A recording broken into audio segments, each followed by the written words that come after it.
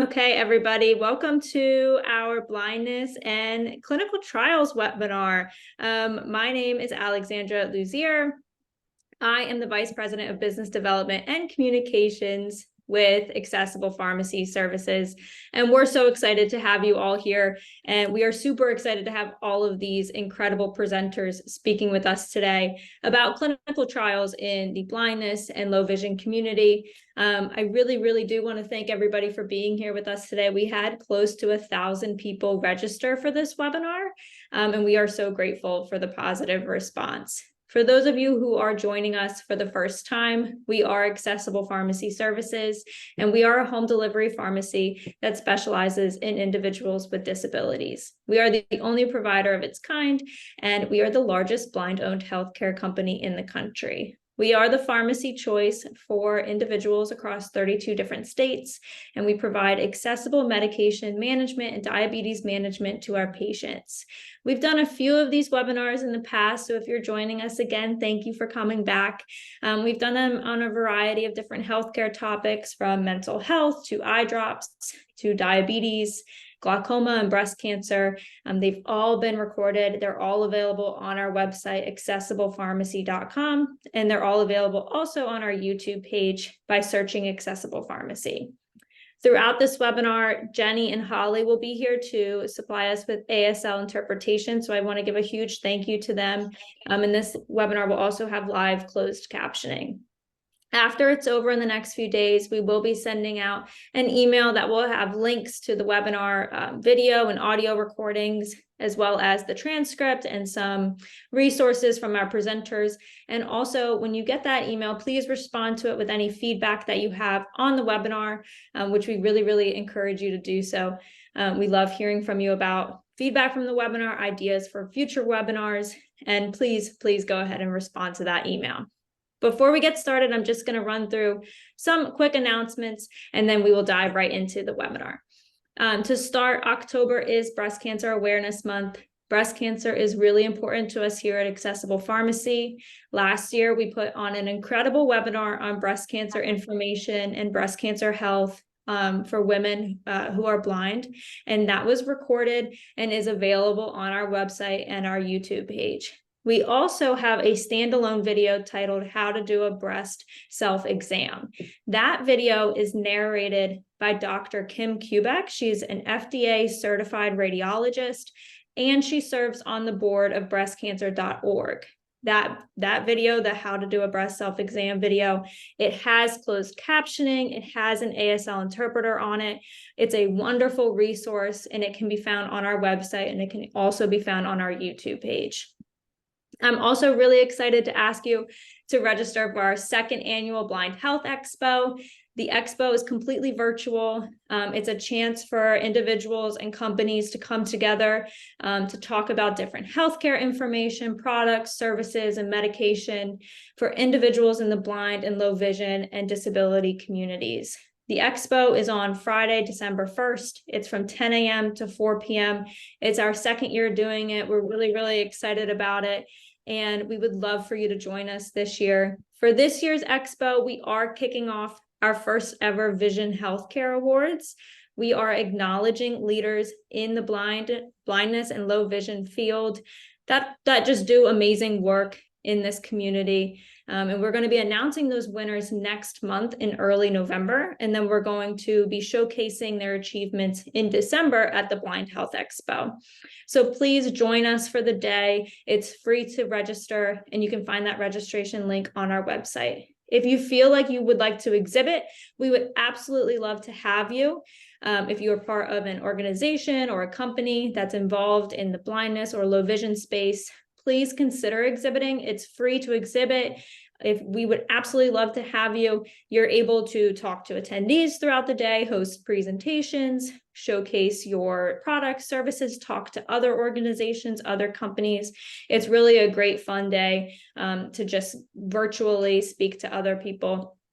that are in our community. That exhibitor registration link is also on our website page, and we also have an exhibitor information session coming up on Wednesday, October 25th. So if you're interested in learning more, send us an email at info@accessiblepharmacy.com, or if you have any questions about exhibiting or attending, please just send us an email as well. And lastly, if you are an organization that works with patients in the blind and low vision community and would like for us to train your staff about medication and diabetes management, we are scheduling training sessions in the winter and the spring, and we would love to train your team. Please just send us an email to start the process. And then also, if you would like to become a patient of ours here at Accessible Pharmacy, we would love to have you. As I said earlier, we are the pharmacy choice for patients across 32 different states. So if you would like to get started with us and join our community, we would love to have you. It is a really, really simple process, and it just starts with a conversation. So just give us a call at 1-888-633-7007. Now, I am going to stop talking. Those are all of my announcements, and we can finally dive into the webinar. It is my absolute pleasure to introduce our first speaker for today. Ben Shaberman is the Vice President of Science Communications with the Foundation Fighting Blindness. He hosts the Eye on the Cure podcast. He has written 3 books, and he has been communicating retinal disease, science, and research for the Foundation Fighting Blindness for almost 19 years. He does absolutely amazing work, and we are huge fans of the Foundation Fighting Blindness. Personally, one of our co-founders, Dr. Alex Cohen, our Chief Marketing and Accessibility Officer, is actually the president of the Philadelphia affiliate. So we are personally really grateful for the foundation, and we love all of the work that they do. And we are so thankful that Ben is here today to share about the foundation and their latest news and research. So please, Ben, go ahead and take it away. Great. Thank you, Alexandra. We're a big fan of Accessible Pharmacy as well, so that's mutual. And thanks to everyone for taking time out of your day to learn a little bit about research for retinal degenerative diseases and everything else you're going to learn about from the other speakers. So a little background on the Foundation Fighting Blindness. We are a global leader in driving research for retinal degenerative diseases, namely retinitis pigmentosa, Usher syndrome, Stargardt disease, age-related macular degeneration, Leber congenital amaurosis. The list goes on and on. We've been around for more than 50 years. We've raised nearly $900 million toward our mission of eradicating these diseases. And we're really at an exciting juncture in terms of research advancement. It's really over the past 10 to 15 years that, thanks in part to our funding, support from our donors, and commercial interest, we've been able to move much more research into human studies, into clinical trials. And now we have about 45 trials underway for emerging therapies for the conditions that I mentioned. And an important role of the foundation is to move research to the point where we can attract outside investment from the commercial sector to move treatments through clinical trials across the finish line. Clinical trials are really expensive. We work to move things into clinical trials and then again attract the outside investment. And with more than 40 companies invested in our space, we're excited about the progress. There's definitely a lot more work to do, but we have great momentum. So I want to start off talking about some gene therapies that are in clinical trials, including a gene therapy that's FDA approved. That's where I'm going to start. But just a quick definition of gene therapy. A lot of the conditions that I mentioned, virtually all of them except AMD, are caused by mutations in a single gene. And once somebody learns, somebody affected by a disease learns what that mutated gene is, if there's a gene therapy in development, that may apply to them. And excitingly, back in 2017, the first FDA-approved gene therapy crossed the finish line. That's called Luxturna. It's for people with RPE65 mutations. And in clinical trials, and then after it was approved, it provided significant vision improvements to people who had this mutated gene. And most of these folks had Leber congenital amaurosis, very severe vision loss. Some had RP. And thanks to the gene therapy, they were able to put away their white canes, many of them. They could see the faces of loved ones. Some could even see stars in the sky and fireflies. And the company that ultimately commercialized this therapy, Spark Therapeutics, was eventually acquired by Roche. And it's really exciting to see the commercial interest now in gene therapy. While we're very excited about what it did for the patients who received the gene therapy, it provided affirmation to the research community that gene therapy was, in fact, an approach to treating these conditions, a very potentially effective and safe approach. And now we have 3 companies in clinical trials for gene therapies for X-linked retinitis pigmentosa, MeiraGTx with their partner Janssen, Beacon Therapeutics, and 4D Molecular Therapeutics.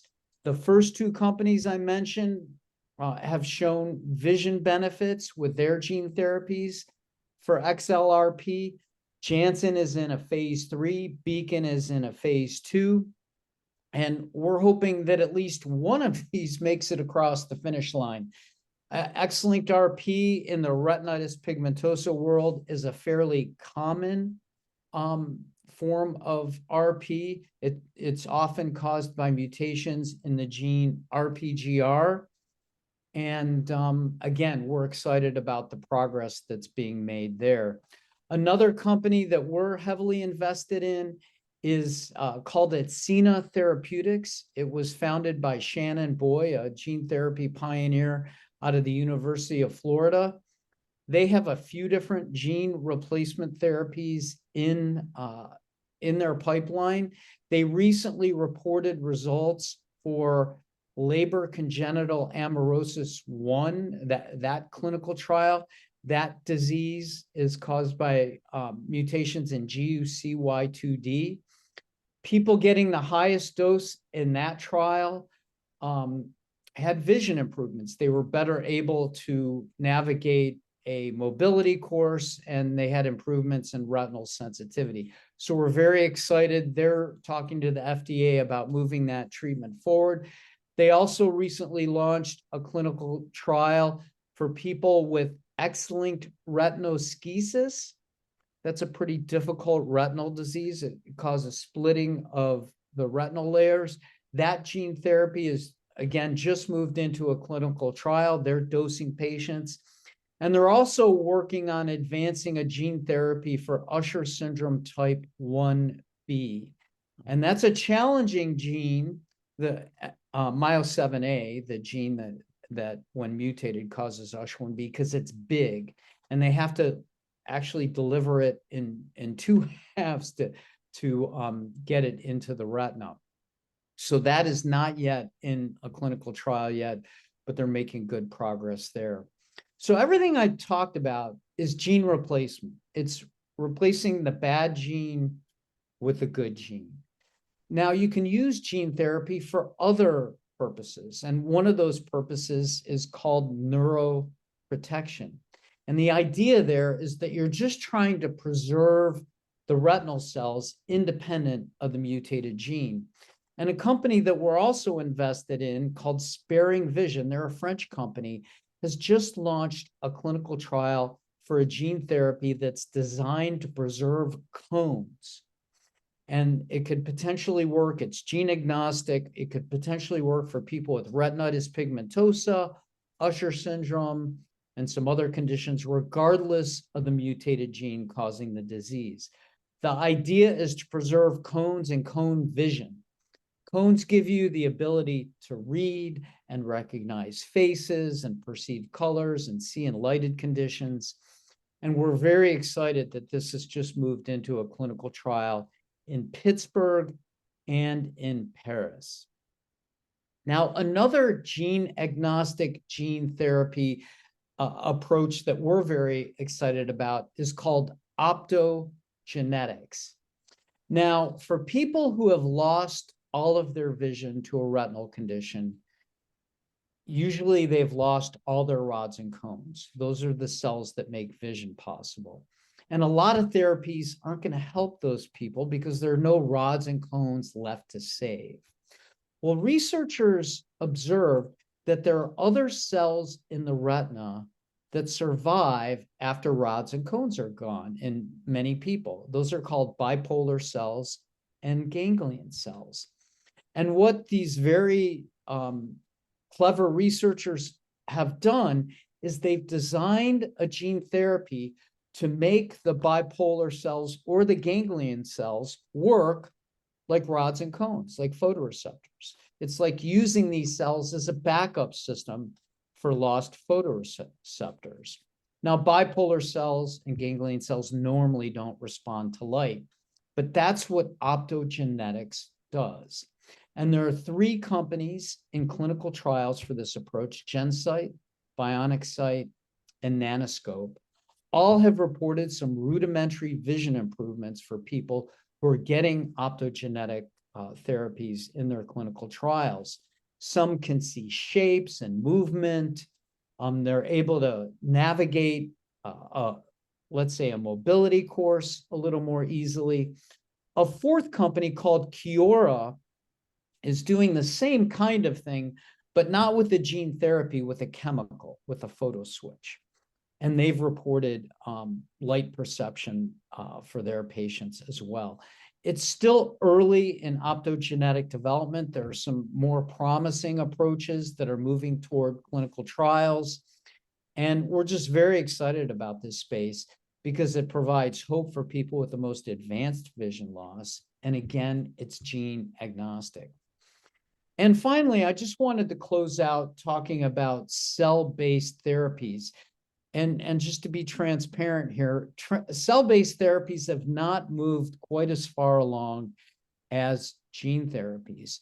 But one trial that we're very excited about for people with advanced dry AMD, that condition is called geographic atrophy. The trial is taking place at the National Eye Institute. And in people with GA, again, geographic atrophy, they lose a layer of cells called RPE cells. And these cells are really important for supporting rods and cones. And what they're doing at the National Eye Institute is they're transplanting new RPE cells in for these patients, in the retinas of these patients, to try to preserve those rods and cones. Now, what's really cool is the way they're getting these RPE cells. They're taking a small sample of blood from each patient. They're genetically tweaking those cells so they revert to a stem cell-like state. And then they're coaxing those stem cell-like cells forward to become RPE cells. So if you didn't quite follow that, the bottom line is they're taking blood and they're making retina out of it. And the real advantage there is that the patients are their own cell donors. So that really limits the possibility of an immune rejection. They're putting those cells on a scaffold to help their orientation and survival, and they're transplanting them into the patients. So that's a cell-based therapy that's in the clinic. It's still at an early stage, but we're very excited about it. There are many, many other trials and promising research projects underway. You can learn about those by going to fightingblindness.org. That's the Foundation Fighting Blindness website. Clinicaltrials.gov is also an excellent resource for learning about any clinical trial for any condition, eye, whatever part of the body.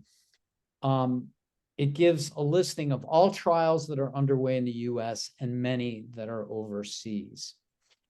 And with that, I know I've put a lot of information out there, but again, fightingblindness.org to get some more details. And thank you to Accessible Pharmacy and everyone out there for the opportunity to talk about what's going on in retinal degenerative disease research. Awesome. Thank you, Ben. All the links that Ben discussed, fightingblindness.org, clinicaltrials.gov, those will all be linked in our email and on our website after the fact. I would like to mention Fighting Blindness and all of the work that you all do across the country is absolutely amazing. Like I said before, we personally love Foundation Fighting Blindness. One of our co-founders is one of the chapter presidents. We were just at the Vision Walk in Philadelphia this past Saturday. It's a wonderful organization, and we are personal huge fans of what you do and what the foundation does. Thank you for sharing all of the updates and how the clinical trials process works with the foundation, and thank you for being here, Ben. Thank you. Of course. Next, I'd like to introduce Linda Harris. Linda is an amazing member of our community, and we actually got the idea for having a clinical trial webinar from her. So she's going to spend a few minutes sharing her experience being enrolled in a clinical trial, and then she's going to present our next speaker. So please take it away, Linda. I'm going to share your photo, Linda. Okay, great. Thanks, Alexa, and thank you and Andy for having this webinar. Obviously, it's got a wide audience and really an important topic for people to understand what clinical trials are about and how they can participate in them. And Ben, I was fascinated by your research. It does provide a lot of hope for those of us who are at risk of losing our vision. So I want to tell you my story. Oh, first thing I want to do is to do a shout out for the expo. I attended Accessible Pharmacies Expo last year, and it was truly amazing. I'm a big supporter of people with all kinds of disabilities, and one of the things I've learned is that when you design a kind of a universal design for people with disabilities, it helps everybody. And that is definitely the case with the expo because it's so well organized and you can navigate the various speakers and sponsors and exhibits beautifully. So it's a real experience for those people who have low vision or blind, or those of us who are not blind. I also want to say hello to my good friend Marin, who was my colleague at the Department of Health and Human Services. And we did a lot of great work together. And Maggie, who helped me navigate my care at the Retina Group of Washington. So I was first diagnosed about 5 years ago with macular degeneration, and it happened at just a regular eye exam at my lens crafter's optometrist, and he referred me then to a retina specialist. So he saw something there that he thought was not right, and so I was able to quickly get into the kind of treatment that I needed, which was basically monthly injections to stop the spread of wet macular degeneration in my right eye. And after a couple of years of my vision holding steady with getting monthly injections in my right eye, the macular degeneration, the wet macular degeneration, moved to my left eye. And as a result of being qualified for this clinical trial, I was able to begin to get a port that was implanted in my eye that provides a slow release of the medicine. So Alexandra has put a picture of this port on the screen. For those of you who don't see it well, I kind of think of it as a miniature space shuttle in my eye, but it's about the size of a grain of sand. I can't feel it, I can't see it, but it holds enough of the medicine to hold me for about 6 months. And then every 6 months, I get a refill of that portal, so that I don't need to have monthly injections. The second image you'll see, or I can describe to you, is an image of an eye, not mine. And you can see that there is a pupil and the implant is just near the pupil, but under the eyelid. So you can't see it if you're looking at me. You can only see the implant through special photographs that are taken at the clinic.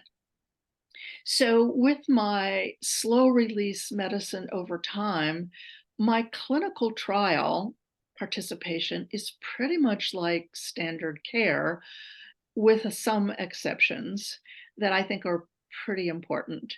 I'm still monitored, and I'm only monitored every 2 months because I don't need monthly injections. But the monitoring is really important, not only because in my clinical trial, I'm getting evaluated for the port, but I'm also getting evaluated for signs of progress of the macular degeneration, not only in my research eye, but in my right eye, which is where things started. So far, my macular degeneration is on hold thanks to the medication that my injections in my right eye, and now the every 6 month of filling up of the port in my left eye.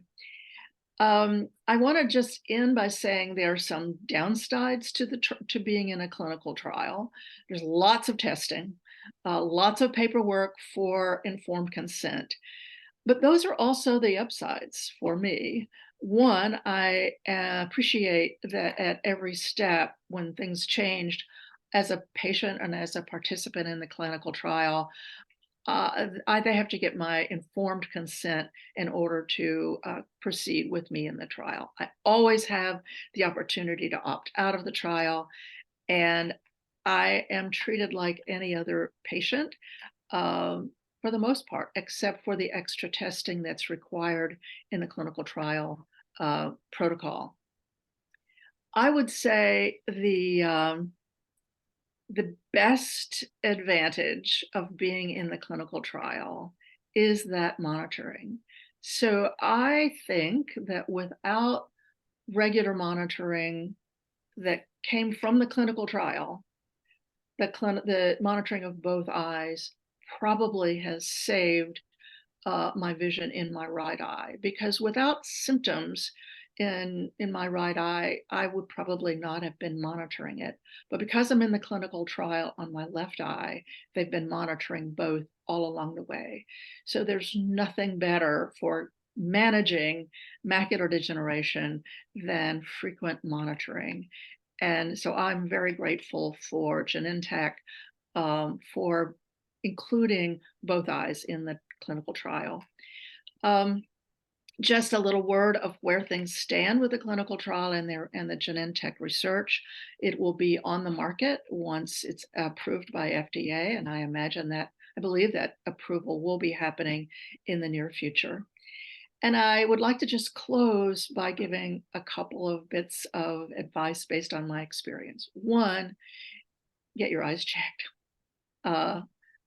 And two, if you have an eye doctor, ask that doctor if he or she is involved in clinical research. And if they are, find out if that clinical research protocol is good for you, works for you. And the last thing I'd say is, if you don't yet have a doctor, see if you can find one who is involved in clinical research, because you can get a step up in getting innovations in eye care, in in vision loss prevention by being in that research. So I want to thank you all for hearing my story, for letting me tell my story. And I hope that I am encouraging to those of you who have not been involved in clinical trials to take the leap. There's lots of care taken to make sure you're informed and that your research is safe. I am really happy to be able to be in a position to introduce Maggie Cashion, who is a clinical research manager with Prism Vision Group with extensive experience in ophthalmology. She oversees the clinical trial operations, manages clinical research coordination, and ensures compliance with good clinical trial practices. She is an adept ophthalmic technician, and she was one of the important coordinators of the clinical trial and the research, who helped me a great deal navigate my care at the Retina Group of Washington. So Maggie, it's great to see you, and I can't wait to hear what you've been doing lately. Thanks so much, Ms. Harris. Great to see you too. I'll give 1 minute to just share my slide deck. Give me 1 second here. Okay. Alex, can you just confirm you see that okay? Yes, good to go. Okay, excellent. Well, thanks so much for the warm introduction, Ms. Harris. It's just an honor to even have an opportunity to speak at this seminar. Thank you to all of our organizers and co-presenters. Really excited to be here.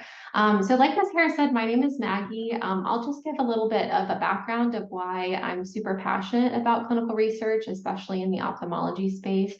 So unfortunately, my father and uncles and a few of my family members have had a history of eye disease, everything from fuchs corneal dystrophy to retinal detachment to a traumatic injury of the globe of the eye. So I've had experience with family members going to eye doctors since a young age, and I myself wear contacts, so I'm a frequent flyer at the ophthalmologist and optometrist.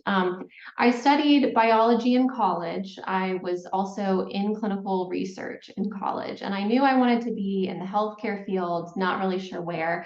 So I ended up shadowing my dad's surgeon at the Retina Group of Washington, was very fascinated with the subspecialty in retina because patients come in, majority of them have had good vision for their whole life, and then all of a sudden are diagnosed with something, and our providers are really able to help them in real time. You really see kind of that vulnerable situation where a patient comes in, the doctor kind of gives them an overview of their options and really starts them on some exciting treatments, a lot of which we've been involved in clinical trials for. So that being said, I kind of reached my stride as a technician, and then I got into the clinical research department of Retina Group of Washington, where I met Ms. Harris, and then also started managing locally for Retina Group of Washington Research. And now I manage for multiple practices within Prism Vision Group. We are a doctor-owned and private equity-backed administrative organization to provide services on behalf of the medical business practices. So we do a lot of exciting clinical research. I'll just kind of give a high-level overview today. Like Alex mentioned, I will provide my slide deck and resources and contact information. So happy to follow up and have further conversations of how we can help support. So that being said, I'll get into my PowerPoint presentation, describe what's on each slide. So before I begin, just kind of a why of why Prism Vision Group does research, why we're passionate about continuing clinical trials within our practices. So first and foremost, for the patients, we want to provide the latest and greatest drugs and devices for all of these eye diseases. And then two, providing care for our patients who are uninsured or underinsured. The pharmaceutical companies that we partner with really design the studies with patients in mind. So they have kind of perks and bells and whistles, things like patient stipend per visit, things like car service transportation. If they make the medication, then they usually give that for free to the non-study eye. We typically only enroll one eye as a study eye. So first and foremost for our patients to provide excellent care, whether that's in the clinic or in a clinical trial. And then secondly, for our providers, so for our physicians amongst the practices, our doctors are really excited to be challenged by new medical devices, drugs, and discoveries, many of our providers did not learn and train on some of the devices and drugs that we are using today in our clinical trials. So just kind of fostering that physician morale of continued education. And then also to prestige and publicity for new providers to hopefully join our practices. We do offer fellowship opportunities and are continually acquiescing more practices. So just to foster new providers and make that an attractive business opportunity. And then last but not least, we are running a business. So we do partner and negotiate with big pharmaceutical companies who generously compensate our providers for all of their time and effort in the clinical research study. So that does provide additional revenue to our practice. And then again, like I said earlier, also our patients are compensated for their time and donating their eyes to clinical trials. Next, I have a graphic of how far our geographic footprint spans. So we have multiple research sites in New Jersey, Teaneck, New Jersey, Toms River, New Jersey, and Edison, New Jersey. We also go down to South Jersey. We have an ophthalmology research practice in South Jersey. And then we go into the DC, Maryland, Northern Virginia area with Retina Group of Washington and Retina Care Center in Baltimore. Our newest acquisition is Seidenberg and Protzko. They're an ophthalmology practice. This summer, we actually did our first pediatric clinical trial in Prism Vision Group. It was a ped study, and we enrolled about 75 pediatric patients for an anterior segment condition. So very exciting to span not only geriatric adult population, but also peds as well. So the main studies that we participate in the retina space are injectables. You heard a little bit about that earlier. It sounds scary. It's actually not as intimidating. The eyes are numbed before any injection procedure or any surgery. So we particularly focus on the diagnosis of age-related macular degeneration.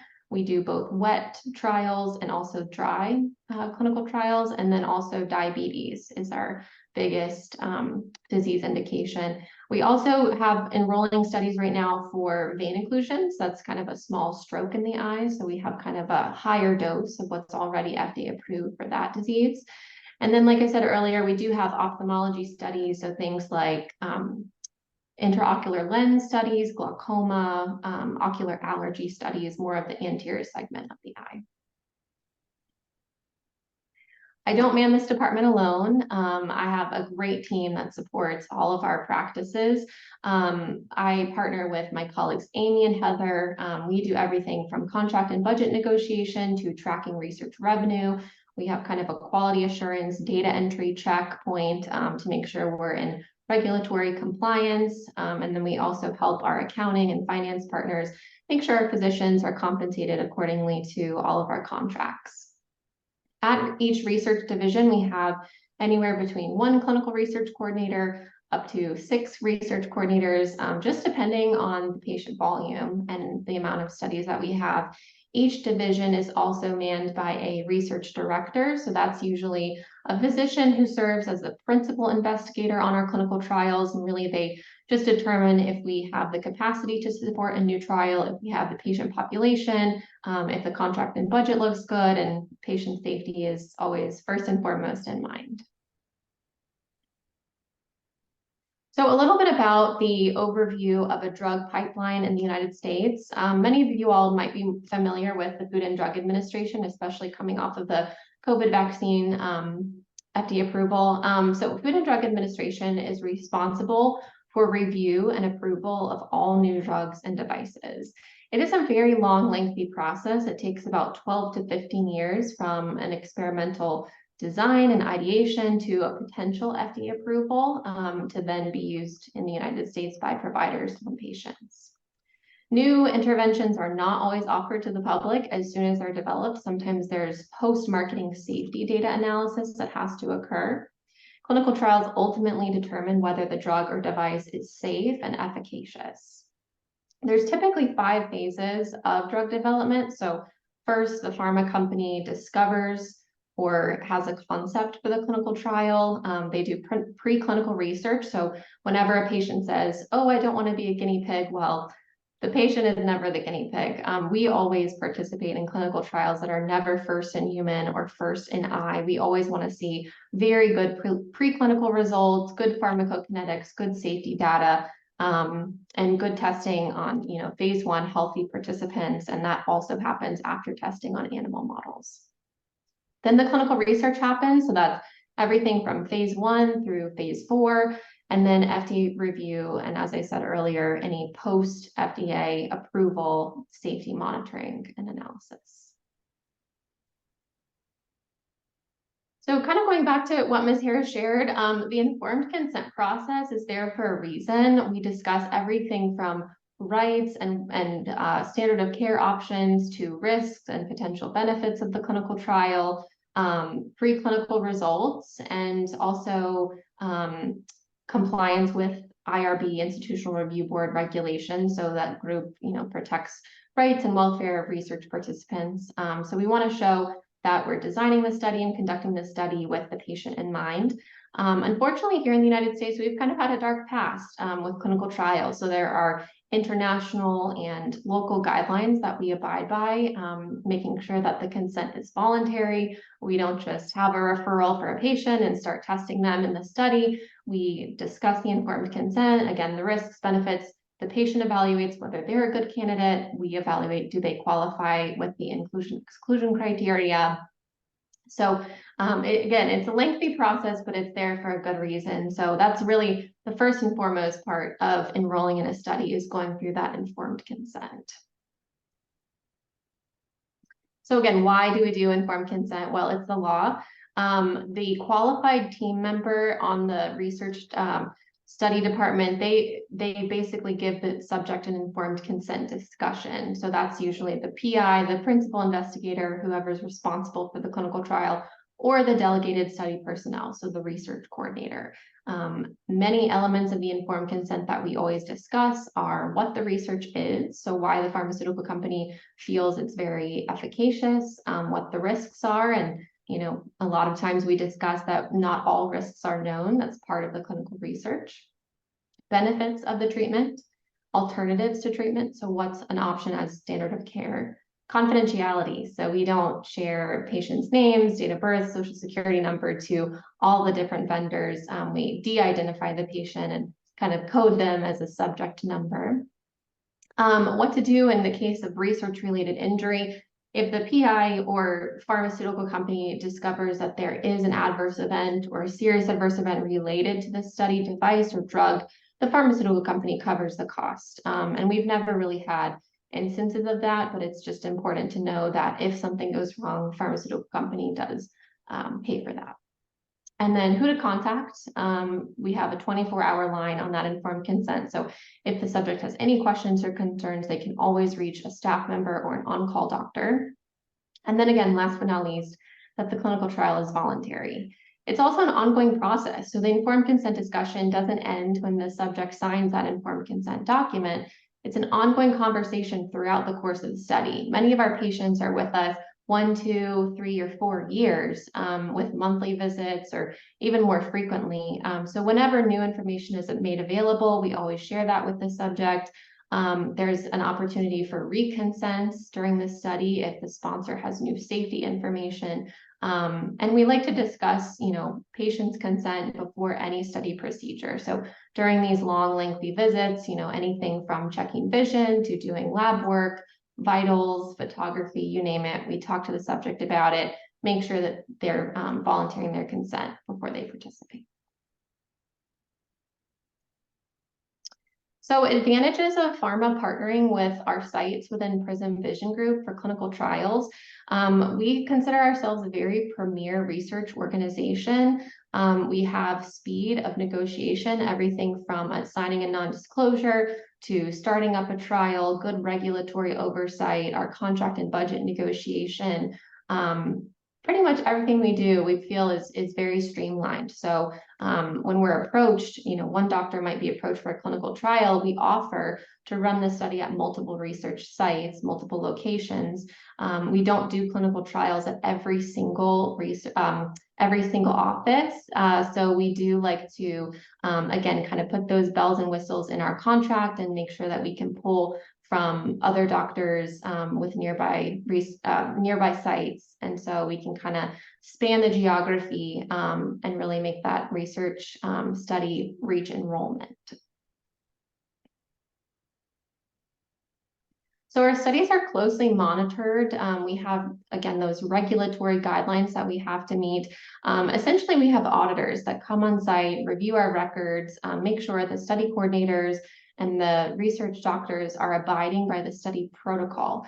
So the monitor comes on site, they comb through all of our records with a pretty fine-tooth comb. Inevitably, they find things, and we increase our oversight and documentation to provide good, clean, quality data to the electronic data capture system. We are collecting all of the data and then transcribing it into a system where a third party or delegated statisticians are monitoring the data and making sure patients are responding to the medication or the device in a safe manner.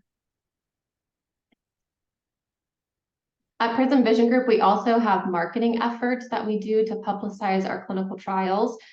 So we do everything from a chart of enrolling studies, so all of our physicians can know brief inclusion/exclusion criteria, what diseases we're recruiting for. We also send newsletters to our referring doctors, so optometrists and ophthalmologists who may refer to an ophthalmology research site or a retina research site. Usually they're the ones catching, like Ms. Harris said, the eye disease for the first time. So not only can they refer to our practices, but they can refer directly to a clinical trial. And then also to our internal providers, we send lots of email blasts and posters and flyers, anything that's approved to just market the study. So just to kind of pause here and encourage you all, how can you do this on a local scale? Please contact your provider, your ophthalmologist, optometrist. Maybe you have a retina specialist, and ask, do they know of any clinical research opportunities? And then again, going back to that clinicaltrials.gov website, that's a great resource that lists all of the clinical trials going on, not just ophthalmology and retina here in the US. So you can kind of find out if there is a site that's near you.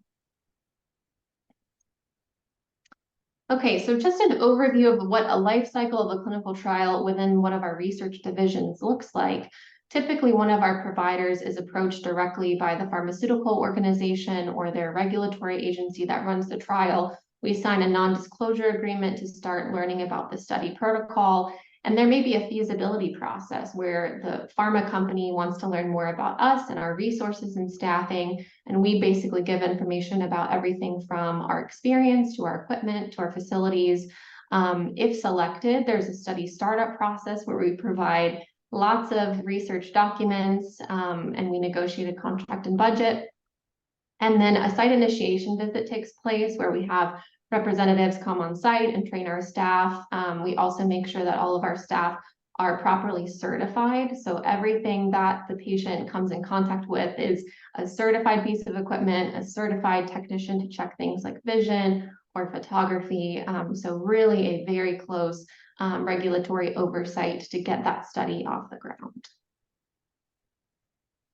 A little bit about study visits versus in-clinic visits. So I think the biggest difference is quality versus quantity. In the clinic, our providers see multiple patients per day. The study departments kind of max out at maybe 4 patients a day.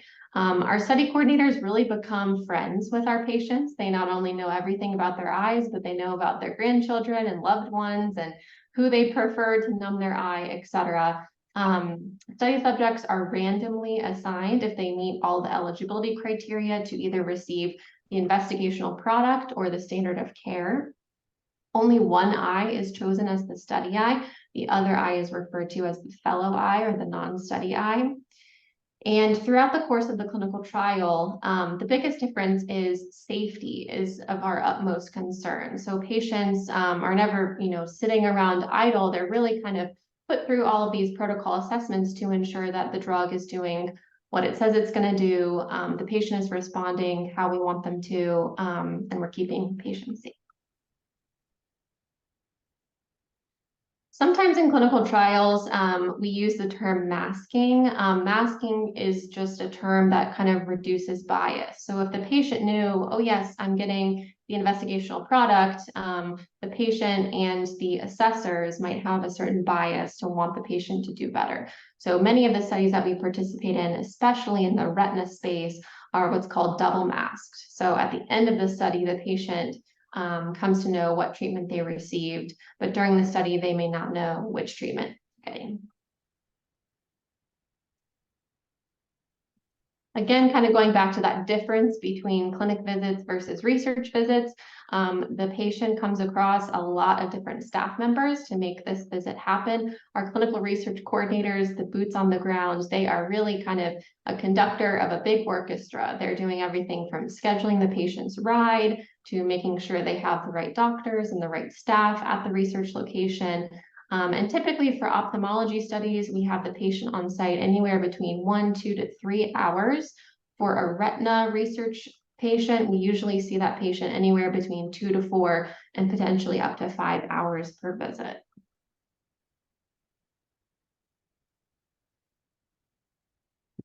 So I'll just kind of finish off with benefits of the clinical trial, many of which were touched on already. But from a retina research perspective, so patients who have macular degeneration, diabetes, retinal vein occlusion, we always try to negotiate a car service transportation for our patients. 1, patients already have low vision. 2, we dilate them. We dilate their eyes during the research visits. So it becomes a burden to either a caregiver or a friend to come to the research visit. So we always try to negotiate a car service transportation. And then again, that helps us to pull referrals from nearby offices close to our research sites. We also try to negotiate a per visit patient stipend. So the patient can buy coffee or lunch, or even do what they please with that money. If the sponsor makes the drug, we always try to ask for the drug to be provided not only for the study eye, but also the non-study eye if the patient should need it. And then again, going back to that very close safety oversight. So we monitor patients very, very closely, almost above and beyond standard of care, everything from lab work to pictures to vision, vital signs. And many times we discover things that patients may not know about. The patient comes into our clinic referred by an optometrist for a retinal vein occlusion, we may discover that that patient has high blood pressure or high cholesterol through our labs or through our vital sign checking. So it's really an opportunity to kind of get a holistic picture of what's going on with the patient's health, and usually again at free of charge. And then last but not least, I love to say this, we give the patient a VIP patient experience.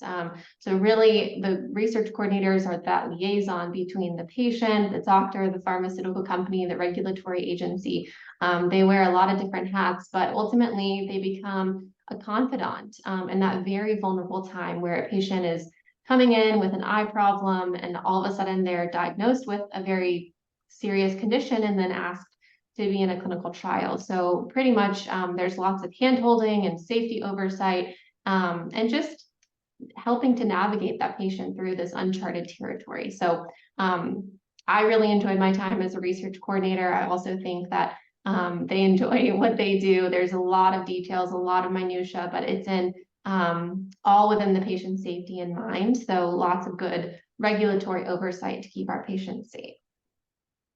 So with that, thank you so much for this opportunity.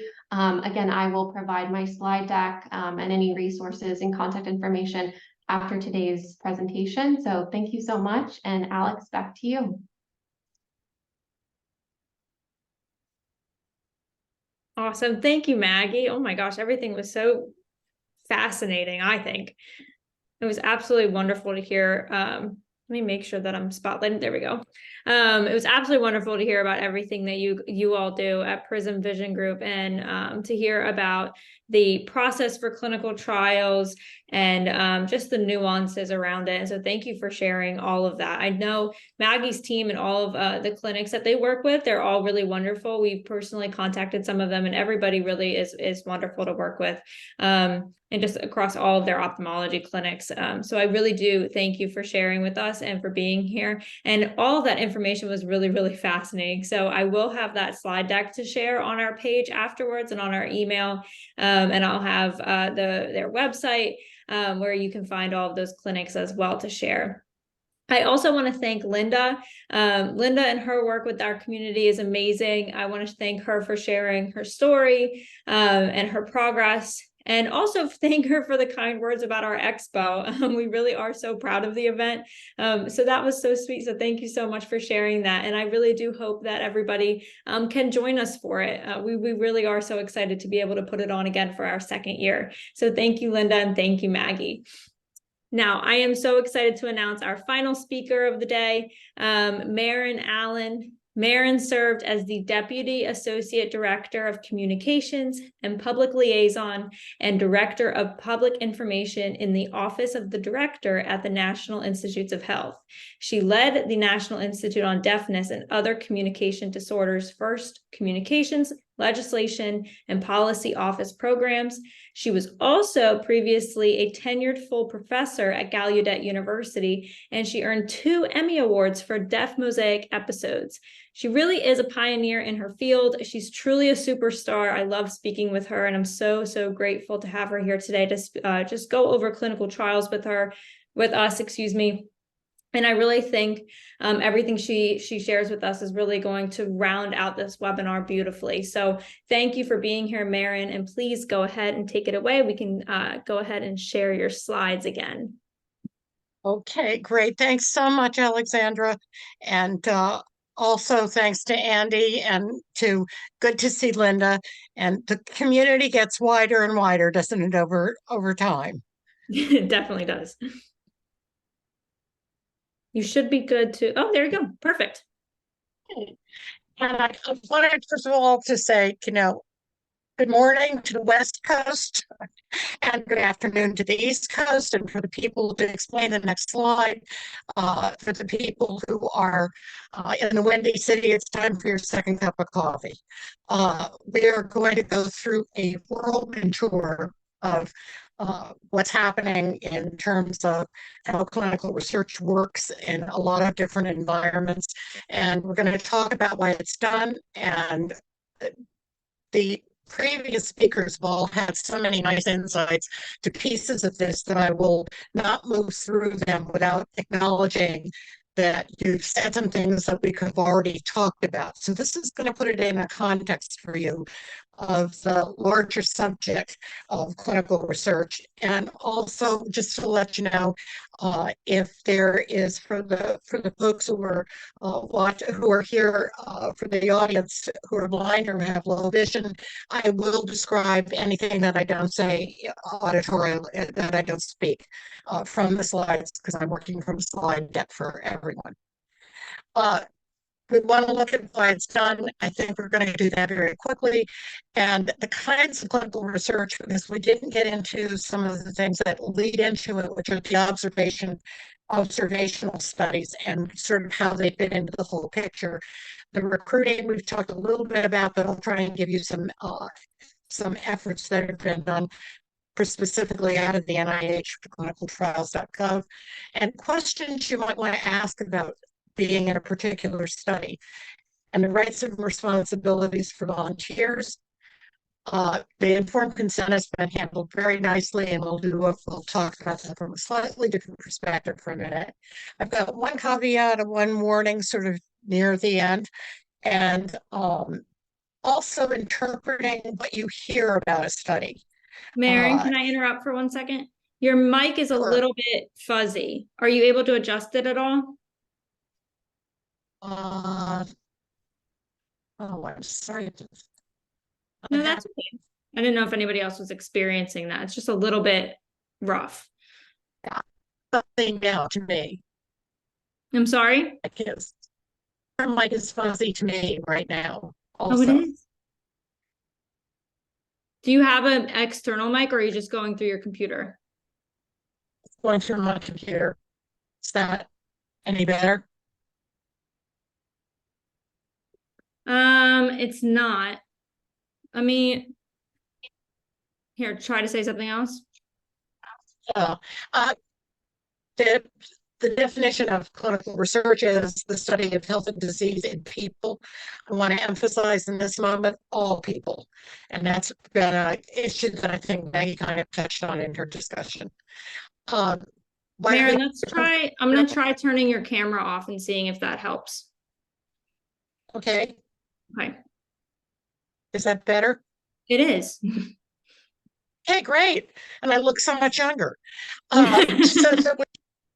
So that we have the different kinds of clinical research is not just to find a disease, but also sets of symptoms, because symptoms that have not been identified, you can see causation in that situation. And so therefore, those are helpful to treat whether or not a treatment will be help with symptom or condition, or also to learn how behavior affects the health of people.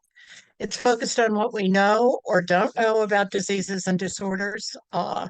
Different studies can approach the same problem or same question in different ways and be going on simultaneously, which is one of the reasons understanding about shared data that we'll talk about in a minute is extremely important. Clinical research is hard and it's complicated and it's very necessary, and it takes a lot of skills of scientists, medical professionals, and most importantly, volunteers. Now, I can hear you already thinking, but we asked about clinical trials. So first, I'm going to give you just a couple of minutes on observational studies, because the types of observational studies will help you when you're hearing about research results, understand sort of where in the process the scientists are. Now, the case study or case studies, if there are a few patients, are the ones that are looking at unusual cases. It's the long and complex, terribly careful way of documenting something that we haven't seen before, or something that hasn't come to the scientific community's view before, in order to set up the hypothesis, the idea that can be formally tested. They're looking for causes and risk factors. Then the ecological studies compares the rate of the disease or condition for a group of people. And it can be people from different towns or places, different incomes, differing populations. And then moving into cross-sectional studies, those are snapshots. And one of the things, I'm going through these quickly, I know, because I also know the time is short, but I've set it up so that when you go back through the slide deck, you can really sort of study each of these elements. So I'm going to try not to add too much conversation to it. The snapshot is how common a condition is and to identify factors associated with it. The case control study is a group of people who have a condition that's compared to a control group of people who don't. And again, risk factors, there's an emerging theme. Risk factors and causes can emerge.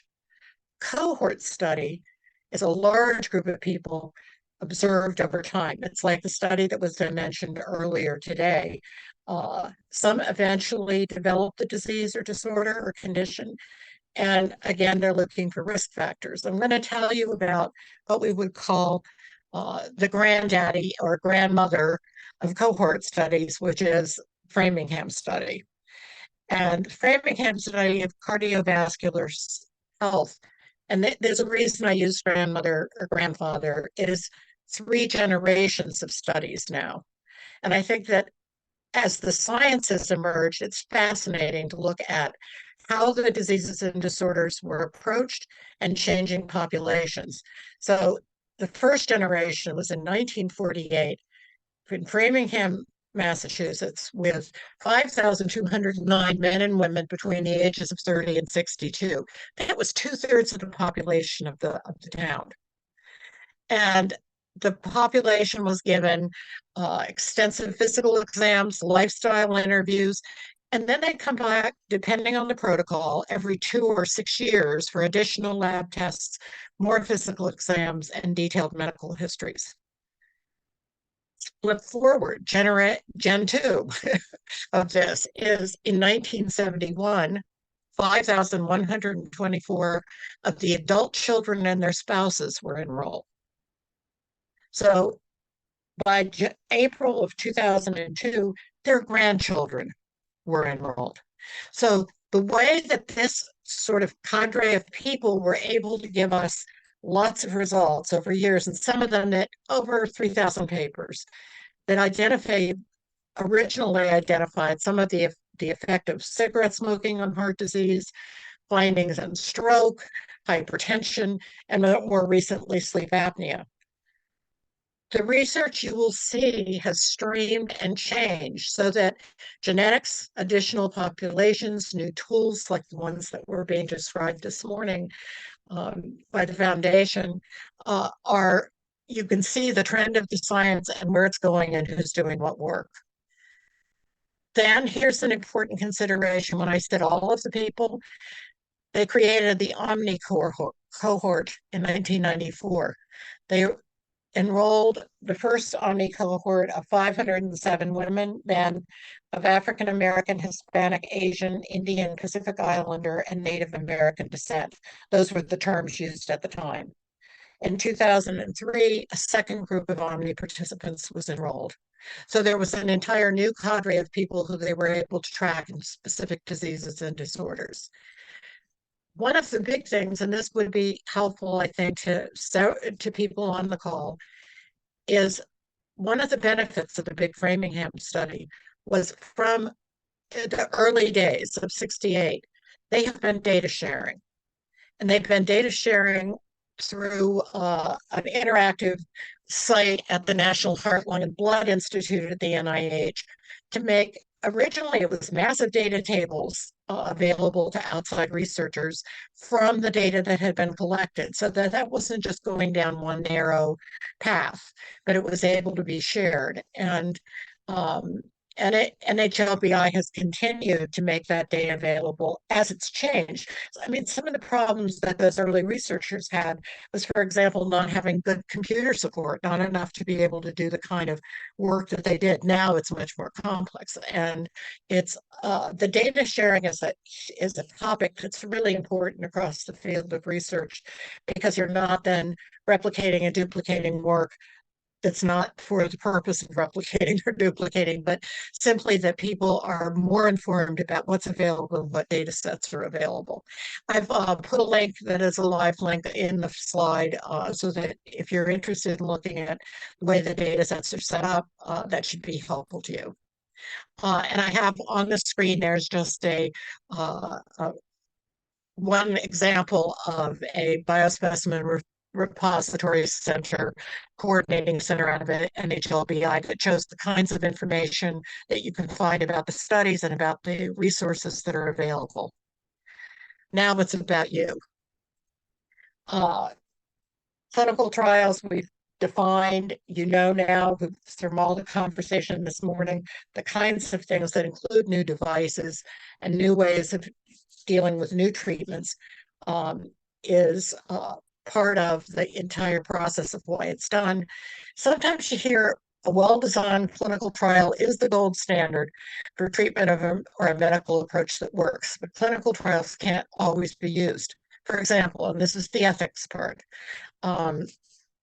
you can't randomly assign people to live in different places, and you can't have people start to, eat an unhealthy diet. I headed a research project between the Federal Trade Commission and the Federal Communications Commission a while back with a team, and FTC had asked for information about advertising to children, and particularly candies and sugared cereals. And they were actually saving money because we did a content analysis of everything in that documentation. It was 10,000 pages. It had everything from books full of justifications for the healthy use of Mars candy bars to little postcards that people had sent in a request for information from the public. Because now we just do it on the computer, but it wasn't at the time. So one of the things you can't do, or that the researchers couldn't do, was put a group of 8 to 10-year-old kids on an island for 2 years and feed them nothing but Mars bars and Cocoa Puffs. So there's a kind of a dramatic example, but the notion of the way that the ethics of this in terms of how people are selected is an extremely part. And I will, I'll echo Maggie's comment that the safety of the participants is always paramount.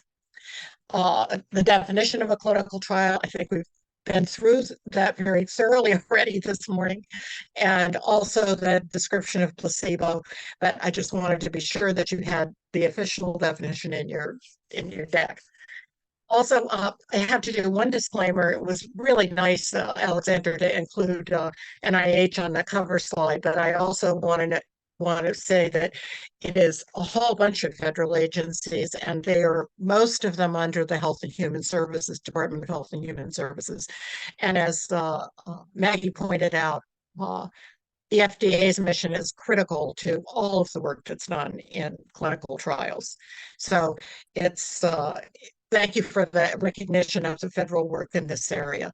The FDA, you just did a really nice presentation of the FDA's sort of overall. I'm just going to hit a couple of other points on it.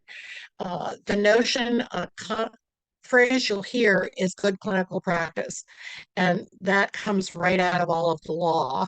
And it's something that keeps coming up in conversation, which is, what's the gold standard? So just so that when you hear that, you know what it's related to.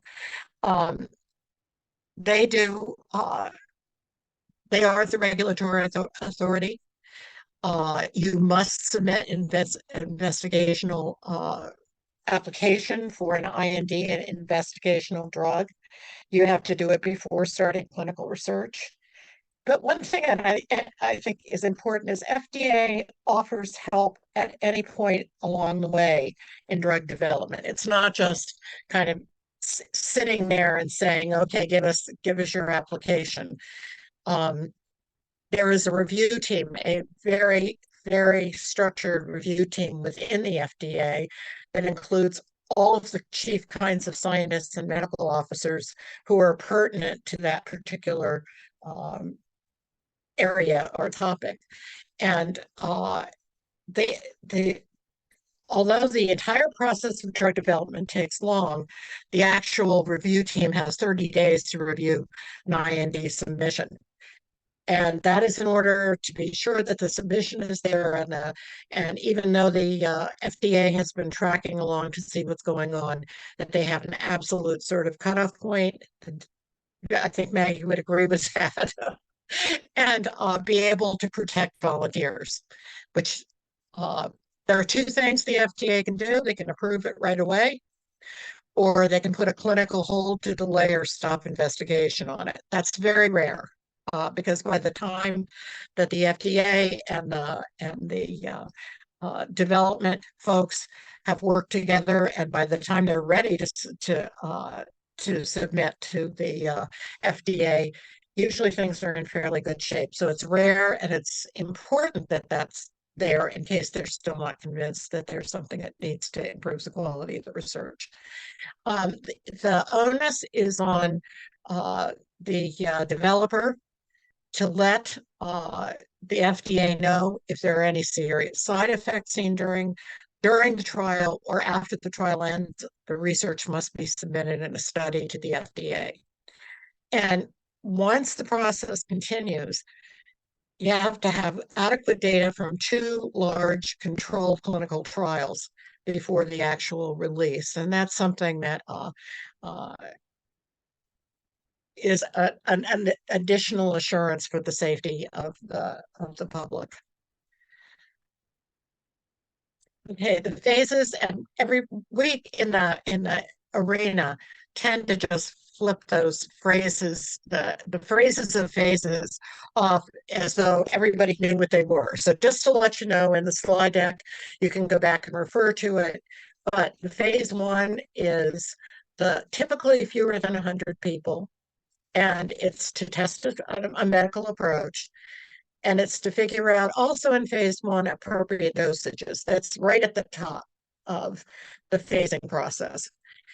Phase 2, the number of people is typically 100 to 300. So you see the sort of way that this increases in size. Monitoring for side effects and when we get to phase 3, as many as needed, and that's a calculation based on a lot of categories of concern. How many patients have presented with this disease, what they think the basis of it is, what they've learned so far. Do they need it to be, because it's a small, rare disease, do they have a smaller population? So between that and about 1,000 people are your phase 3 clinical trials folks. And then when you get to phase 4, it's thousands. And this is when the approach is being marketed, and you continue to gather information about its effects. And this is, of course, part of the whole process of making sure before it's released. Now, how do the studies sort of compare in terms of cause and effect? When there's no I'm sorry, missed one slide here.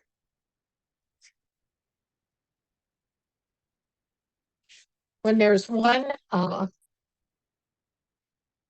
it depends on the size and design of the study. New results may confirm, and people say, well, didn't we already know that? New results may actually confirm or support or contradict aspects of the scientific understanding. In the end, cause and effect is really hard to establish, and that's why so much work goes into the process to take it this far forward.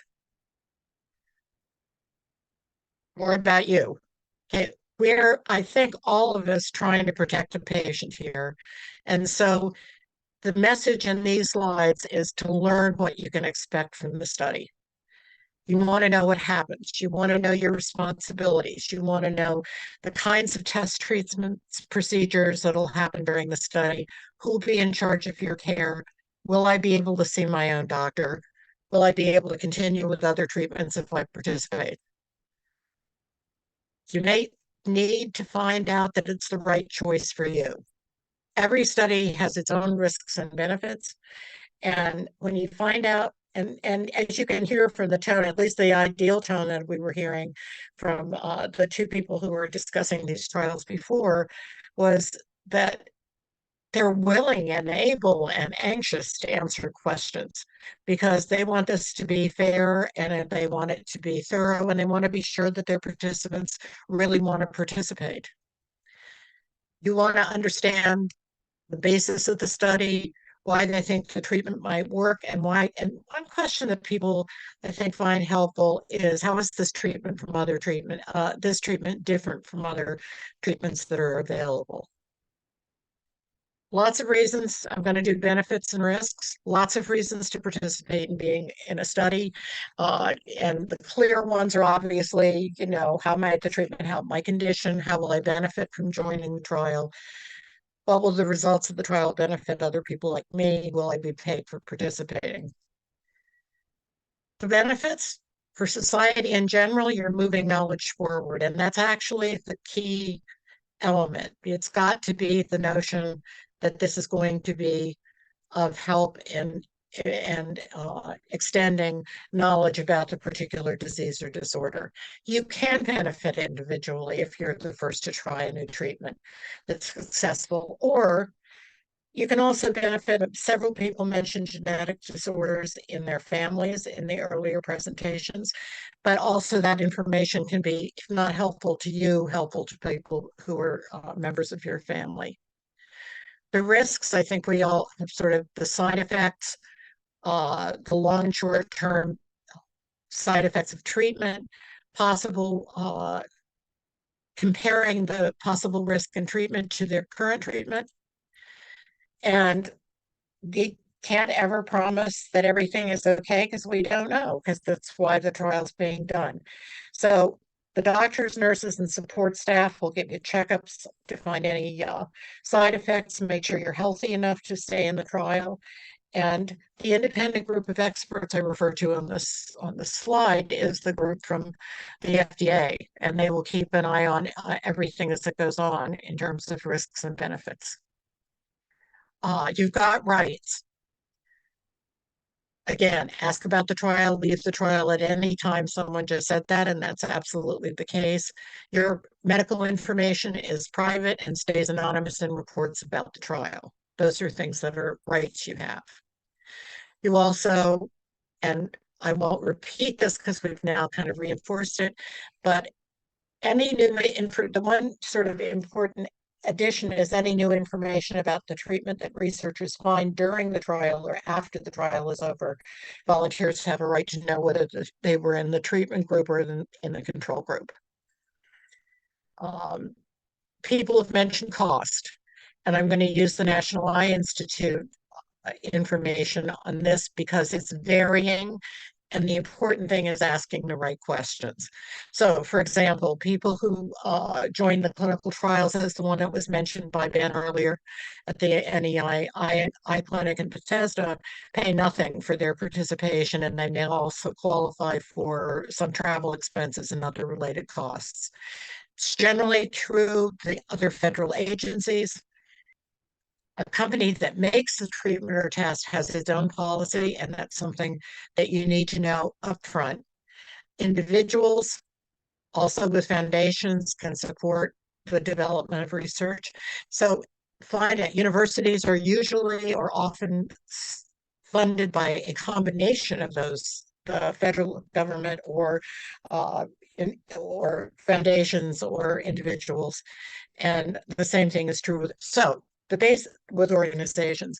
So the basic thing is before you join a trial, ask the staff how it will cost for you, then check with your health insurance company to see if your plan will cover any of the costs that the sponsor doesn't cover. But that's something that you really need to know up front. And I think that's probably the idea is to be really sure with the people when you're discussing trial. People want to know, why does it not always cover my age group? The eligibility criteria is always significant because it has to do with the design of the study. But for example, there was a recent drug, I'll leave the drug name out of this, that covered kids from 5 on up to 18 for an allergy-related treatment. And then a different non-allergy series of problems that included skin rashes and diseases was approved for kids who were 12 to 18. So the kid who's 10 and caught in between is off-label for the drug and needs special understanding. Yeah, it needs a special accommodation if it's available, because that kid isn't approved for that drug for that purpose, even though they're within the age range of the use of the drug. Now, what happens in that circumstance is essentially it wasn't tested in kids that age yet. Now they say, well, why? That doesn't make any sense. Well, it's because they weren't tested in that specific corridor, so they can't approve it for that purpose. So the eligibility criteria is very strict for the reasons of controlling the data to be sure that you're absolutely sure that what you're getting is what you're needing. The informed consent, yes, please ask everything, and it's a document and you sign it. And one of the things that's kind of interesting that's in the National Library of Medicine's database is you can actually read the examples of informed consent documents for any study. And that can be informative to you to see how it compares to a study in another setting. Okay, here was the little warning note. And it's actually from the NEI. And it's a caveat. I've got a picture on the screen of a very nicely colorized human-induced pluripotent stem cell colony. And so what we're going to just mention is stem cell clinics, and this is a warning from the National Eye Institute. We're learning every day about how stem cells can help the eye health. There was some terrific research that just came out of London this week. But some stem cell clinics are already advertising these treatments as miracle cures. without the scientific data of knowing whether or not they're safe. They can charge thousands of dollars for unproven treatments, which aren't covered by insurance. So before you respond to anything that sounds like that, I would suggest that you talk to your doctor. He or she can help you understand if the treatment could be right for you, and they can find out if it's FDA approved. By the end of the presentation, you'll be able to find it out from clinicaltrials.gov, or if there's a clinical trial you can join. So just be aware that some of these things are not being supported by the same kind of structure that the rest of us have been talking about today. Quick word about implementation science, and this was sort of an echo of the issue of how long it takes for something to get to the public. The 17-year issue is the idea from the lab to when it gets to your doctor's office and to you. And it's about 17 years in many cases. And implementation science, which is being inserted into a lot of grant requests, are trying to get that to work faster and figure out why it's not. For example, the example I have on the screen is the colorectal cancer home stool test. It's convenient, it's fast, it's less invasive and difficult than a colonoscopy. But an abnormal result requires a follow-up within a year. At this point, only half of the people who are doing the testing who get one of these, you need to have it retested in a year, are actually doing it. So there's a gap, there's an information gap, and there's also a how do we get people to do it when they're leaving the physician office to understand that this is really important. So it's something that was just published in April, and I've given you the citation, and it's in the back deck. How do I find out about specific clinical trials? Clinicaltrials.gov. This is a need to know about resource. The reason is that it's both a website and a database. And it provides information about the studies. It's used by the public, it's used by healthcare providers, and it's used by researchers. The companies like Maggie's, who are sponsors of research, provide the information about their own studies, as do organizations like Men's. The scope of the trials database is studies from the US and more than 200 nations around the world. So you can also see what's happening in research across the world. And there's new stuff in that database almost every day. So it's something we're sort of keeping track of. The National Library of Medicine reported, just to give you the scope, 38,837 active trials in the US, and we are the largest supporter of clinical research in the world. And they have in this database also 105,172 international active trials. So that just sort of gives you the sense of the scope of, and this is this year's data. Also, the study record includes not only information about the study, but information about each study is permanently available. So it doesn't disappear on you. The study's over. There are improving records in terms of the results of the studies, but also you can go back and see any study that's been done that has been since the database was set up. In a study record, it has the name and description, person who sponsored it, people or organizations that fund it. It's important to know that. Disease or health problem studied, and it's searchable. You can actually go in and search blindness and low vision and individual diseases. The disease or health problem studied, start and end dates, and where it's located. It'll tell you who can and can't join the study, how many participants are needed, what the intervention is, what they want to learn, and how to contact the study staff so that you can start the ball rolling to start talking about participation. On the screen right now, I have an example of a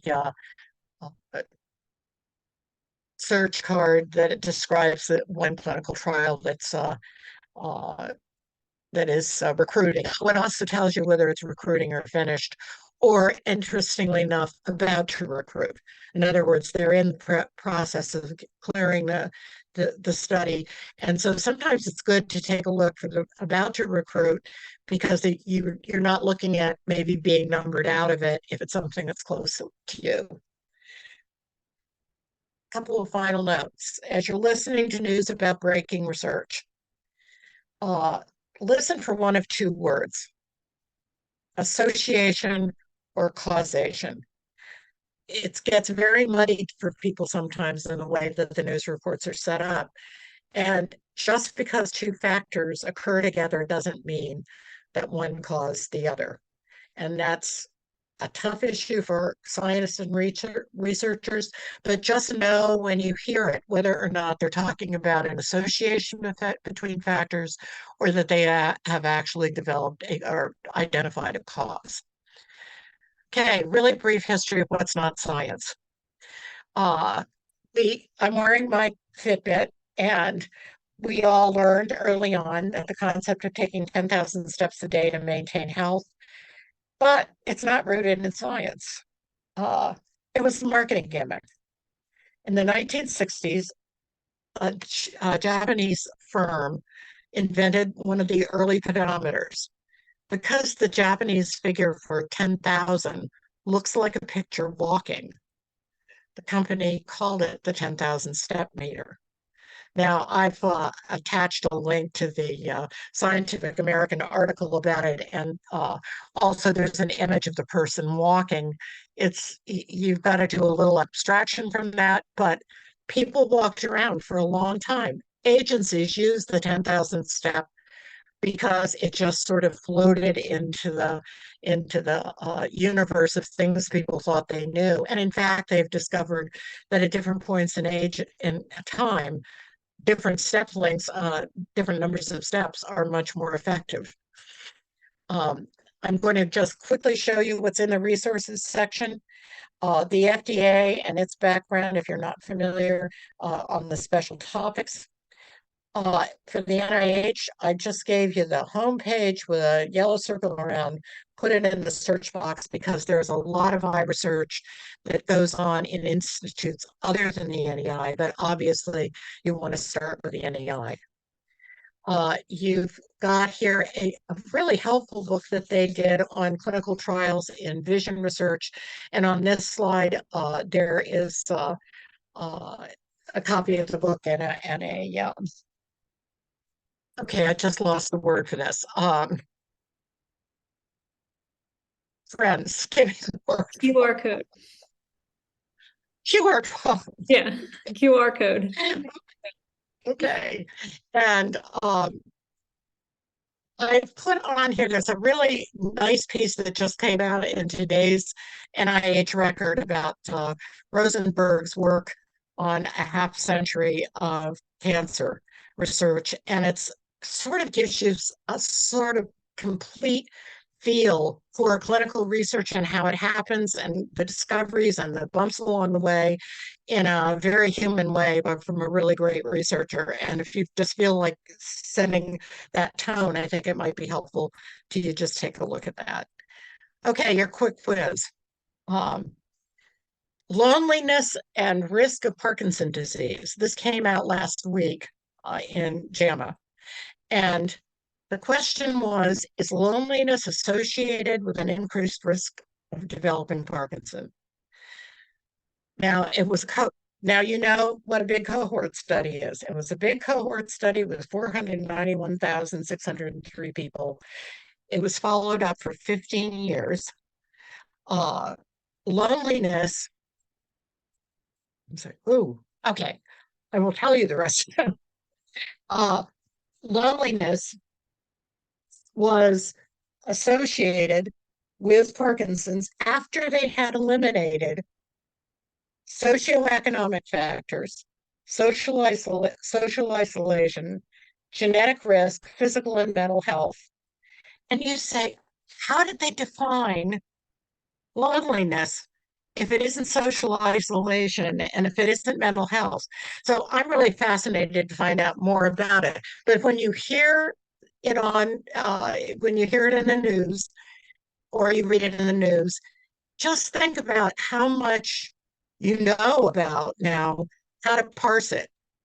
Because you could go, oh, whoa, loneliness and Parkinson's, I must be getting Parkinson's.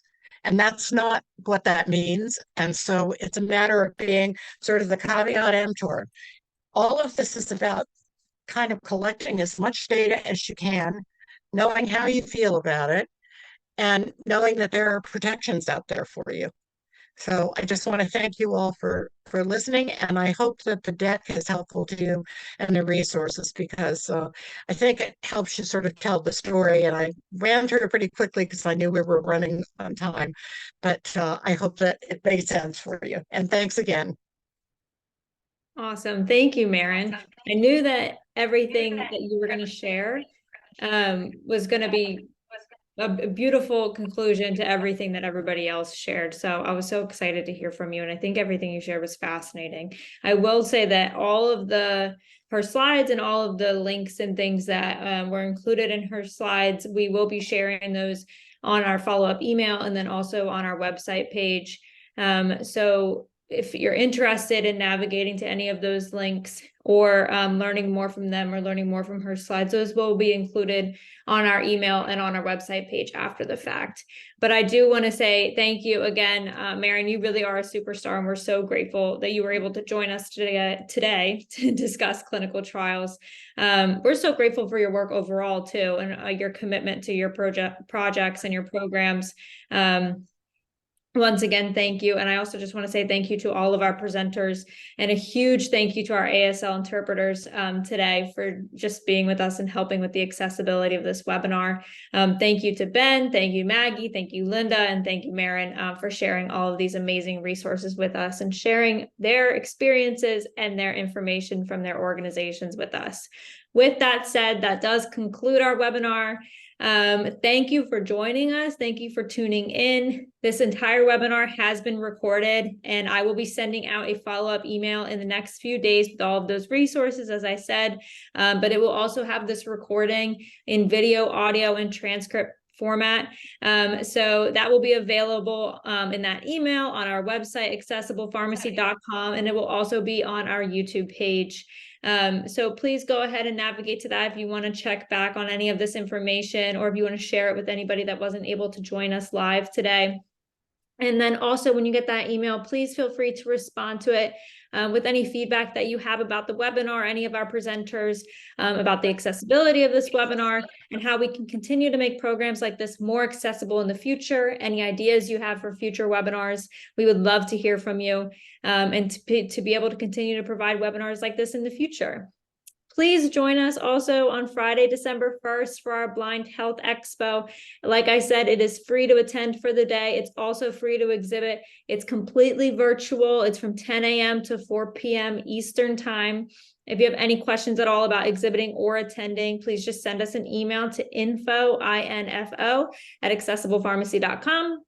And lastly, I would just like to say before we leave that if you are not a patient of ours here at Accessible Pharmacy, we would love for you to join us. We learn more about how to support our current patients by learn more about how to support more patients in the community by listening to our current ones.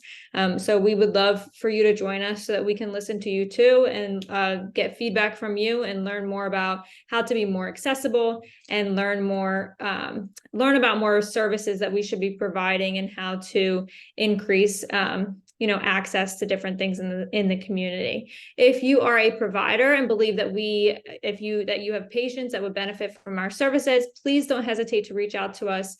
We would love to hear from you. We would love to hear from your patients, and discuss more with you. The easiest way to work with us is to simply call us at 1-888-633-7007.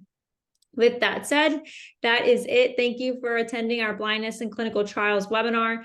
We were so happy to put it together and have you all attend. I'm so grateful to all of our presenters. Thank you again. And thank you to our ASL interpreters. We will be in touch with our follow-up email.